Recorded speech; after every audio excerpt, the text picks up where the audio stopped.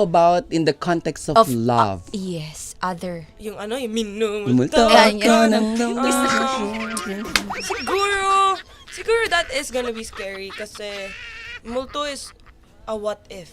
It's like, grabe yung, it's like a what if, it's like it's low-key a regret na parang you didn't do it, you wasted the chance. Meron bang ganun sa Na-experience buhay mo yun?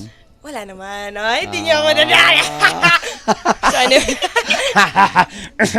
No, but actually, wala po. And I'm actually scared na in the future, I get this type of multo. I mean, may mga simple multos ako like, something in, basta yung mga little things lang.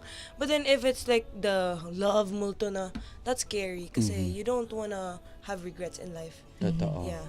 So that is scary. The answer is yes. May nag-chat. Ayan na. May nag-chat. Tama na. Ang daming chat. I-off mo yung phone. Ang